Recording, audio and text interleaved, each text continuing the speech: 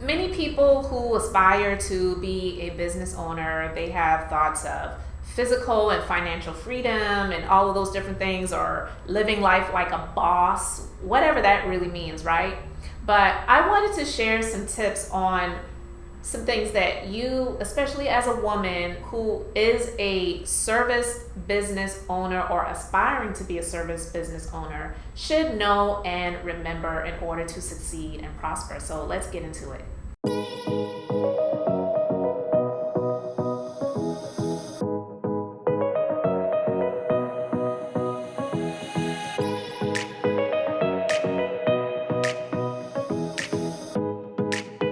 What's up, guys? I am Elizabeth, the Minister of Beauty, and I share the Bible that is business, inspiration, beauty, life, and enjoyment. I am formerly, I was a legal assistant for 12 years before I got into the wellness and beauty industry. So I have been an entrepreneur since 2006, but I have owned one of my current businesses, which has been going strong since 2008. I am a licensed esthetician, and I am also a skincare line creator. And to find out more about my skincare line, definitely go down to the links in the description box to check out more and get 10% off of your first purchase. All right, so one of the first things you must learn and live by is learn what serving means and really be about that life. Don't get caught up in social media, okay? Don't get caught up in the things you hear and the memes you see about being a boss or being a boss babe or a boss bee, you know what I mean, or whatever, because serving really is a part of being a business owner. It really is.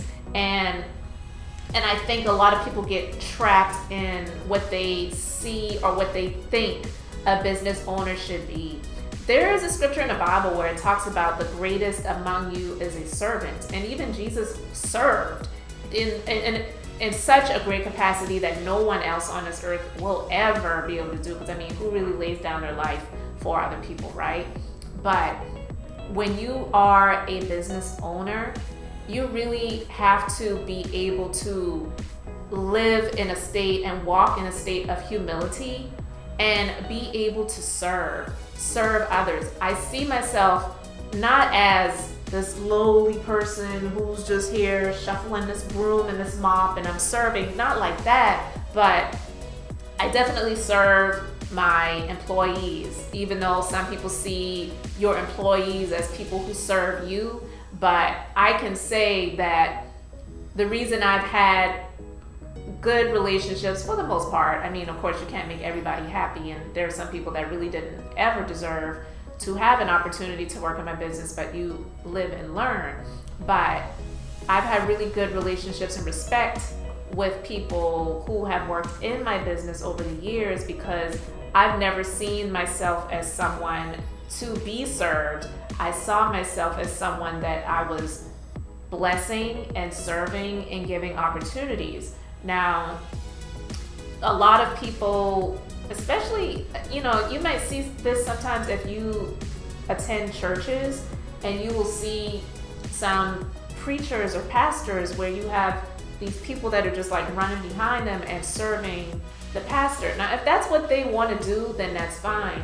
But I think a lot of these preachers and these pastors even get caught up in what they think a preacher should be, when really they're the ones that are supposed to be serving the people. And I'm not saying they should get burnt out or allow people to take advantage of them or anything like that either, because you definitely have to be able to invest in self-care so that you don't get burnt out. And I've been through that as well.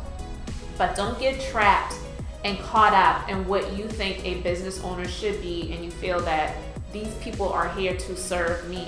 Because I do believe that is also one of the reasons that a lot of companies have had issues with keeping people on board throughout the pandemic. And I know there's been a lot of different issues, but I believe some businesses were able to continue to move forward because they were there to help their team, and they saw it as a team, and there is no I in team. So they were able to be there to serve their team members and not just see the team members or the employees or the staff is there to serve you so that you can make all of the money.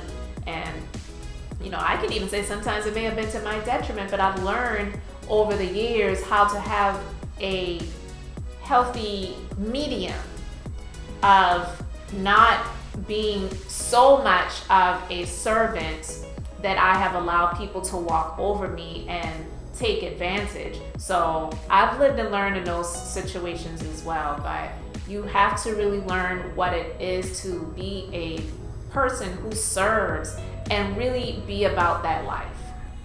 The next is always be learning.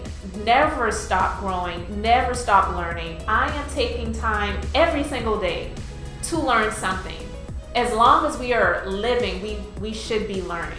We're never to the point where we can't learn something new. My mother is 70, and when I have the opportunity to share something with her or teach her something, I want her to continue to learn. I think that also keeps you youthful as well. Even my husband, he one day, recently he asked me, he was like, how old is your mom? How old is mom?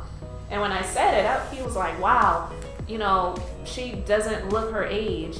And there are people in my family that look older than she is. Now, I know some of it is the lifestyle that people live, but I do believe that continual moving and continual learning, it really does help to keep you youthful. It helps to stimulate your mind and your brain, and your mindset is everything. I used to travel a lot. I haven't traveled since actually February 2020, when the pandemic was really starting to wreak havoc on the country. But I always just travel for conferences and invest in different courses and even some different coaches. And I've learned a lot, some from others more than others. And there have been experiences where I may have learned by proxy that maybe this wasn't something that I should have gotten into, or this person really doesn't even have as much experience or knowledge as I do, but hey, they have the gift of gab and they're able to get out there and sell. So I learned those things as well, but always be learning. As a licensed esthetician myself, I'm always learning something about skin. I'm always keeping myself abreast to the industry that I am in, as well as just learning about other things as well. Having a couple of podcasts and a couple of YouTube channels and all of the things that I do in my brick and mortar business and in the skincare line that I've created, and just a number of different things that I've been doing and things that I have curated through just pure grace and God-given ideas. It has really helped me to be in a place where I'm always learning, and I try to surround myself, even if it's online, with people who are educating or want to be educated. I just don't surround myself with people who are just low-level vibrations. I just don't want to be around that. It does something to my spirit. It really just pulls me down, and I don't want to be in a state where I'm feeling like it's making me just, I don't even really have words for it, but it's just not a good feeling. So always be learning, always be in a state of wanting to learn something new every day, even if it's just 5 minutes a day. I know we all have things going on. I know we all have things that we are dealing with in our lives, but if you're taking the opportunity to learn something new every single day, trust and believe you definitely will succeed and prosper. Next is write your future vision and then plan towards it. So basically, today, write out where you want to see yourself, whether it's in the next 5 years, the next 10 years, the next 15, the next 20, or maybe it's the next year. Write out what you want for your life and for your business in the future. Make it known. Write that vision and make it plain.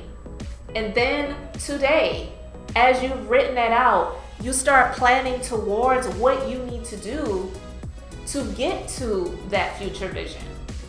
It all starts there. And I do believe that this works, and trust and believe, I'm not telling you anything that I haven't done for myself, even if it's for other people in my life. I remember many years ago, for my husband, college graduate, military veteran at the time, he was still in the military reserves. And I said, I know that he's capable of more. I know he deserves more. And I wanted him to have a position, have a career where he was making six figures. So I wrote that out. And I couldn't make the plans for him on what he needed to do in order to get there. But through my prayers, I just started trusting and believing God that he was going to get there. And won't he do it? He did it. I did that, I want to say it was around 2007. I want to say it was around 2007 because I started one of the current businesses that I have in 2008. So I really started planning things for myself, but I also just started planning some things for him as well. And then an opportunity came in 2010, and it was actually through a former client. She just came to me one day and said, "Hey, this company I'm working with, they're looking for people in the military or veterans or whatever. You said your husband's in the military, right?" And she said, "Just have him, apply. This is a great opportunity, yada, yada, blah, blah, blah." And he did. And I want to say it was maybe a month or so later. And ever since then, just the opportunities just continue to come through for him. And he has definitely been blessed in that area. So I'm just saying this to say, I'm not speaking what I don't know. I'm speaking from experience as well as for my own self. When I started thinking about having my own business, I really prayed about it first. And then I remember one day I had lined notebook paper, and I just started drawing out this beauty business. And I've gotten that. I've done that. And I've done it several times. I've had multiple locations. I still have multiple locations. But I just started writing that out. And then I started making plans towards things that I needed to do in order to get there. So plan your vision today, and then start planning today what you need to get to that future vision. And watch it happen. But don't doubt it. Don't doubt it. And I just add this little tidbit to it as well. You don't have to do it, but this is what I've done. I just say, God, I'm just depending on you. I need you for everything. So just help me to make the right decisions. And when I make choices and decide on what I am going to do, I just ask that you help me through it, because I need you for everything. And I've been in a place in my health years ago where I literally needed God. I couldn't even brush my teeth if it wasn't for God. So I just know for myself that God definitely does make ways for you if you truly depend and rely on Him. So those are just some of my tips on what women who are aspiring to be who are in business should be doing in order to succeed and prosper. Let me know your thoughts. Let me know your ideas in the comment section below. Guys, I really appreciate you liking, commenting, and subscribing to the channel. And I am Elizabeth, the Minister of Beauty, here to share the Bible. That is business, inspiration, beauty, life, and enjoyment. So until the next time, I hope and pray you all have an amazingly blessed and beautiful day.